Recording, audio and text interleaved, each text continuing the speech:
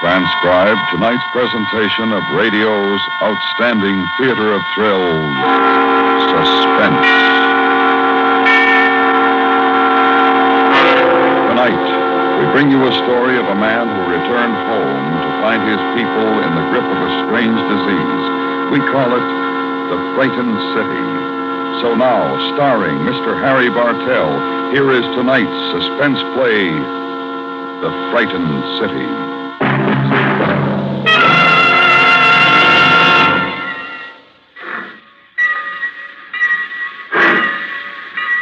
The train pulled out of Easton at 1:20 in the afternoon.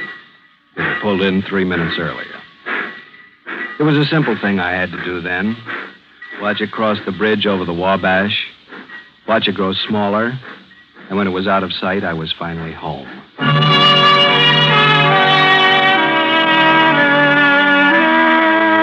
And home was pick up the barracks bag and walk up the small hill from the depot, down into Main Street on an autumn afternoon. Turn left on Sycamore down 3 blocks, where the houses are painted white and there's rockers on the porches and wide elm trees in November color, and the far-off sound of a dog barking and smell of smoldering leaves, and 595 Sycamore Street. Up the path, up the steps.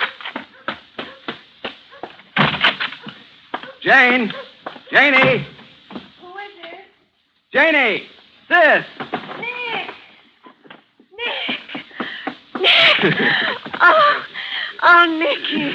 Nicky. How's the baby, sis? Oh, fine.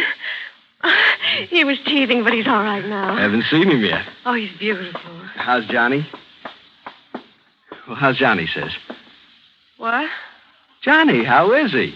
Your husband, my brother-in-law, Johnny, how... What's the matter with you?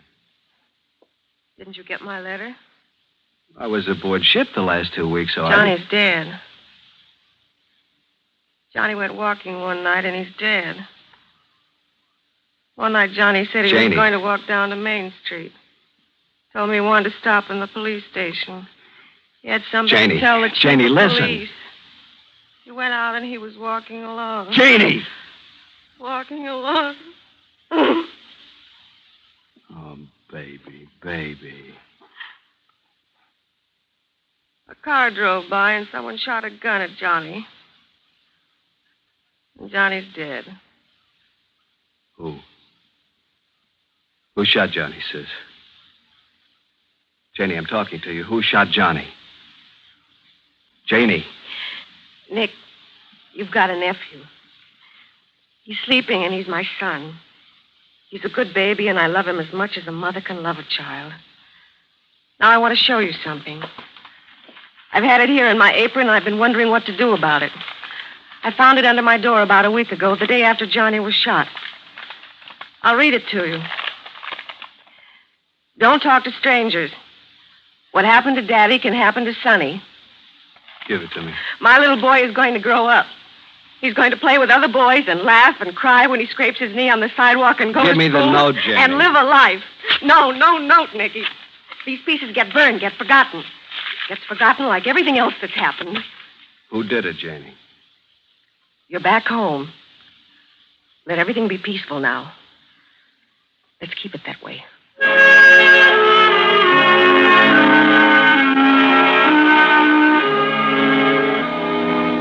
Outside, it was November. The long, quiet avenue. And the glimpse of the coat-sweatered woman in her backyard, gathering in her wash, feeling in it the starch of cold autumn wind. Walk to a cross street, then 3 blocks east. Police headquarters. Give a murdered man's name and yours. Ask for the chief of police. And in less than an hour, be shown into him. Hello, Mr. Crawford. Have a seat. You know why I'm here. Yes, I do. I just came from my sister. She's scared. She gets threatening notes and burns them up. Why? I don't know. Who killed her husband? I don't know. Look, this happened to my sister. Now it's happening to me. A week ago, a man walked down the street. He was on his way to see you, and he got murdered. Easy, kid, easy. I got some things to tell you. Tell me. 4 people saw it happen to your brother-in-law. That night, one of them, a woman, was brutally beaten, tossed into a vacant lot. A kid playing in the trash found her there. 2 days later, another witness got a bomb thrown through his nice new house. It almost killed his wife. That's 2. The other 2 won't talk either, like your own sister won't talk. I'm tired, Mr. Crawford. I got lots of things to clear away. I want their names and addresses. They'll talk to you, huh? They'll talk to me. I want those names. Tell the sergeant in the next office I said you could have them. Mr. Crawford. What? Things have changed in this town. It's different. Hang around, you'll see.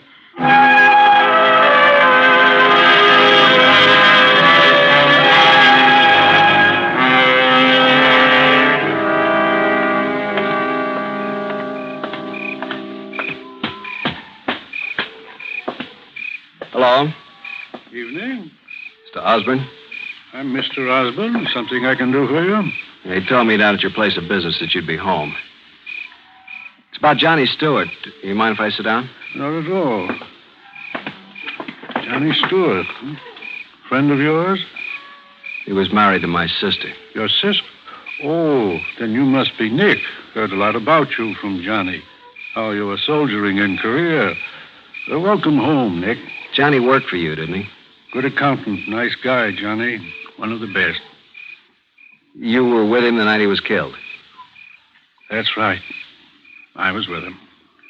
You want to tell me about it? Johnny was walking by my store just as I was closing up. I told him to wait a minute. I'd walk with him. We walked. We talked. We got to a corner.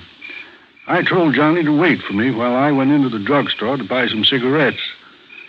Just as I came out, a car turned the corner, shot him down, drove away. That's how it was. What kind of a car? I wouldn't know. Well, a sedan, convertible, old, new? A week ago, they put me through this. I didn't know then. I don't know now. He worked for you. He was your friend. You knew all about him and me and his wife. Nick, I like it here on my porch swing. It reminds me I'm alive. Don't spoil it for me, Nick.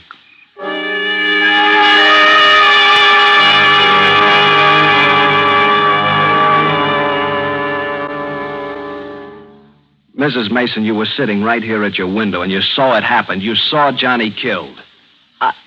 I didn't see it. What kind of a car? Just tell me that. Nothing. The men who beat you up, could you identify them? There were weeds and dirty old tin cans. Please. And they threw me down, kicked me, my throat.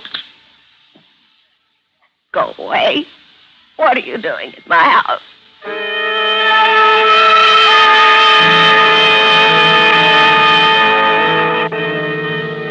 You listen to me, Nick. I can remember when Johnny Stewart was a kid and he stole penny candy from me right here in the same drugstore. And he grew up to be shot down right on this corner, right outside this store. What happened that night, Mr. Nolan? Nick, I built up a nice business here. 20 years. What did you see? Nicky, it was me had to scrub his blood off the sidewalk. What did you see? Nothing. Nothing. That's what I saw, Nick. Nothing.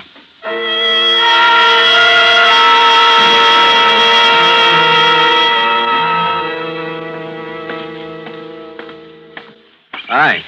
Hello there. You're Tom Ruxton, aren't you? That's right. I'm Nick Crawford. Glad to know you.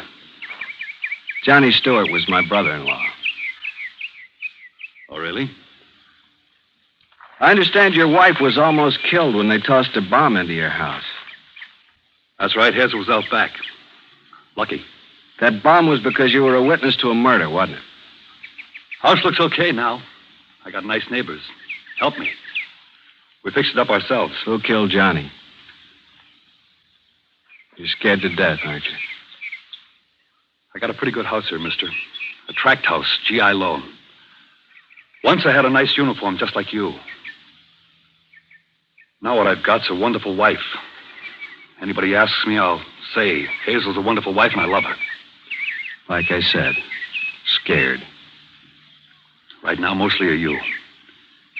Whatever you're carrying around with you, I don't want to rub off on me or Hazel. So I'll tell you something. Leave me alone.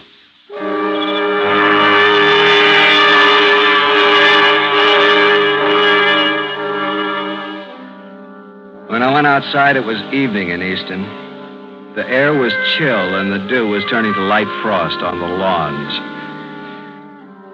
I walked for a while, and I noticed a thing. The people on the streets, they all had the same disease. Their stares, their looks over the shoulder at me, the whispers, the turning aside to let me pass. The word had gotten around that Johnny Stewart's brother-in-law was back in town and was asking questions.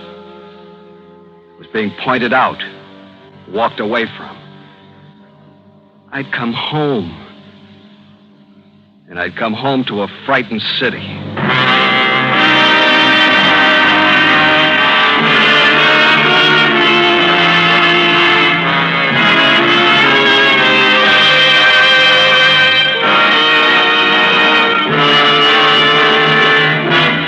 You are listening to The Frightened City, tonight's presentation in radio's outstanding theater of thrills, Suspense.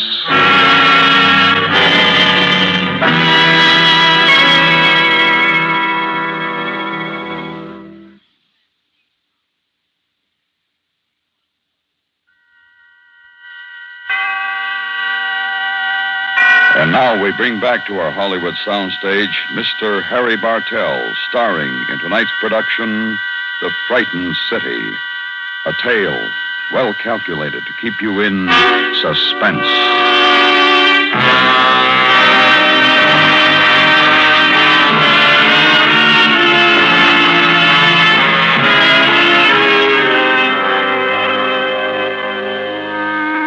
The next morning in Easton, clear.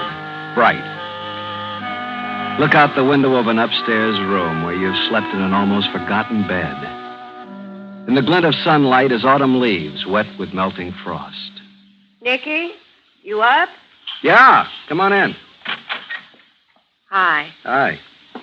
You sleep good? Yeah. I heard the kid bawling a little while ago. Woke me up. Sit down, honey. He was hungry. It's all right now. Nicky. What? You got home real late last night.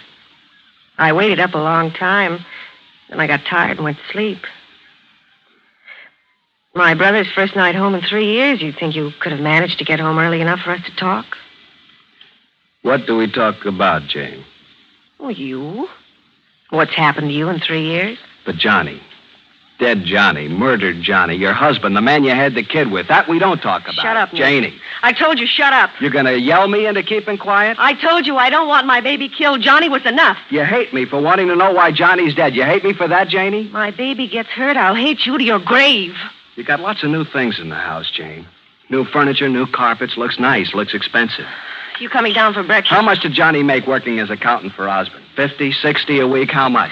Nick, leave me alone. New sofa, big green leather chair, new carpet. That costs a lot of money. How'd you get 'em, Jane? Installment plan? Somebody give you a birthday present? How'd you do it, Jane? You got a home hobby? You take telephone subscriptions for ladies' magazines? Or did Johnny do it? Is that it? How? Did he steal? Did he rob? Did he kill? Nicky! Tell me! Ask Osborne! Osborne. Ask him what? How we suddenly became rich.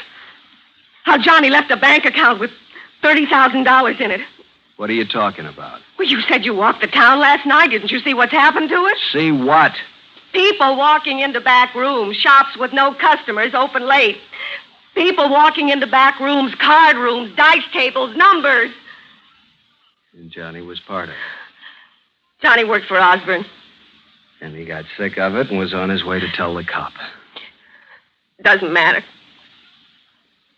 If you tell anybody what I said, I'll swear you're lying. That's what I'll do, Nick.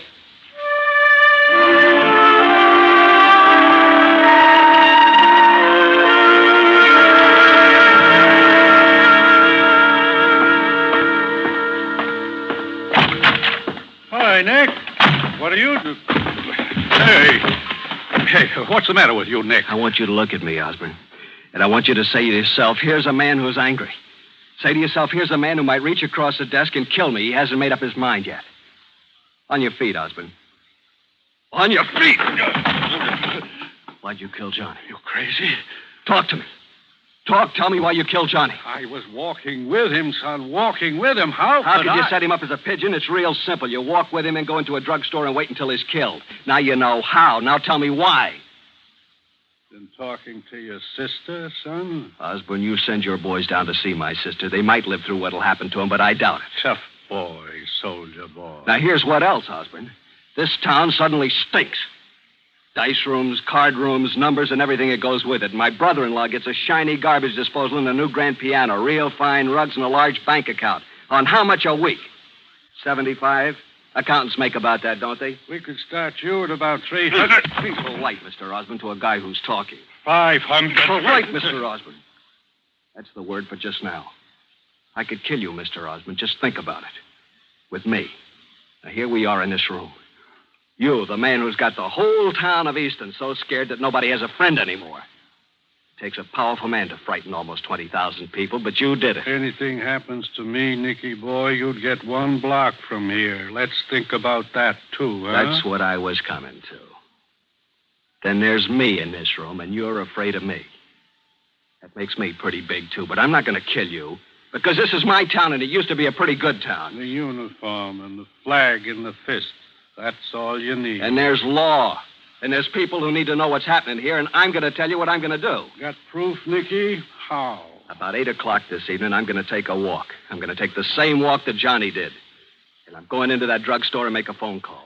A long-distance call to St. Louis. To a newspaper guy I know. And then it's going to be in the papers about a frightened city. And reporters will come here and they'll find out. You getting real scared, Osborne? You mean it? About taking that walk tonight, Nick? I mean it. Maybe we'll bump into each other. We will.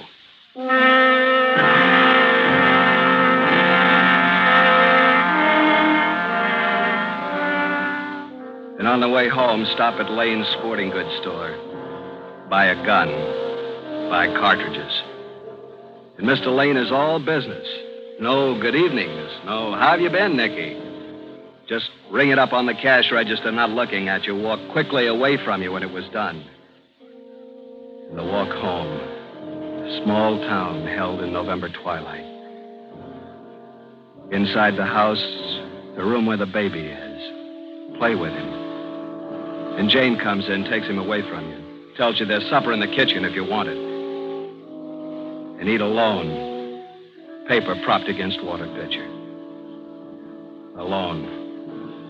From now on, everything alone. Glance at the kitchen clock. And it's time. You going out, Nick? Yeah, Where? just for a walk. Will you be late? Maybe. Don't wait up for me.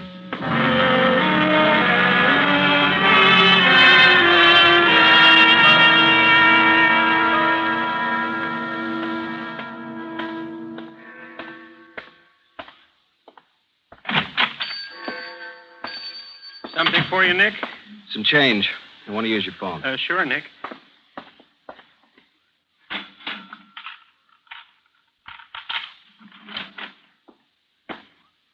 Here, Nick.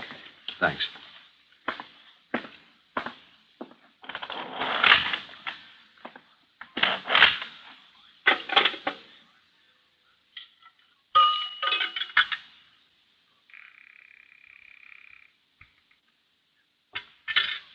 Long distance. Long distance, what's the station-to-station charge to St. Louis? 1 moment, please. The charge is $1.20, including tax. What number do you wish, please? What number are you calling in St. Louis, please? Pick a number. I'm sorry, sir. Don't be sorry. Get anybody you want to talk to in St. Louis. Have a talk on me. There's somebody I want to call in St. Louis, but I can't think of who it is. I will give you information. No. Just talk to me. I'm sorry, sir. I can't do that. Operator, I've got to talk into this phone for just a little while longer. Just to let somebody think I'm not kidding. In case somebody's watching. I don't understand, sir. Would you like information, sir? About what? Do you wish to talk to St. Louis, sir? You think I should? I'll connect you with my superior. No. No, I got a number. Get me Benton 64373 in St. Louis. One moment, please. Never mind, operator. Somebody's just driven up. He's waiting for me outside. Cancel the call.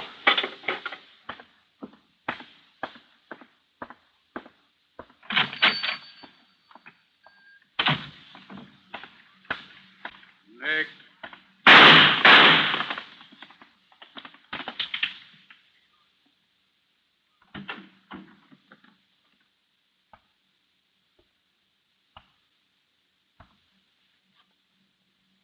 Nick. Oh, Nick. Sorry, soldier. And just think, you could have died on a battlefield, not in your hometown. Oh.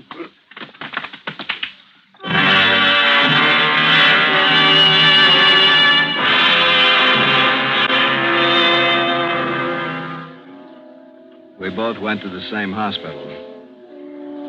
Osborne didn't die. He lived quite a long time. Hospital, trial, confession, sentence.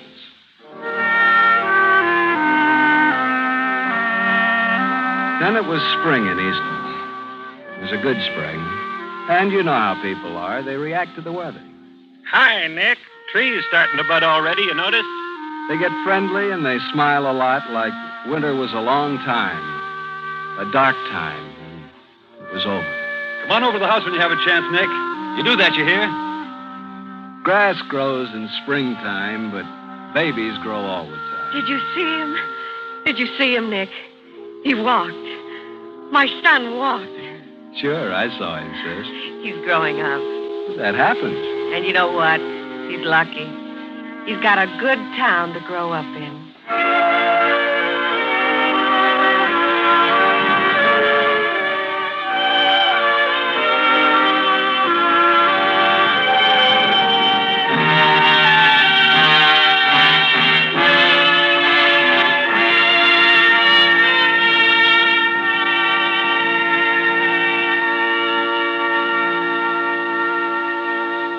Suspense, in which Mr. Harry Bartell starred in tonight's presentation of The Frightened City. Suspense is produced and transcribed by Anthony Ellis. Tonight's script was written by Morton Fine and David Friedkin. Music was composed by Rennie Garrigan and conducted by Wilbur Hatch. Featured in the cast were Charlotte Lawrence, Lou Merrill, Herb Butterfield, Vivi Janis, and Tom McKee. You've been listening to the OTR Gold Network. Find more classic radio at otrgold.com.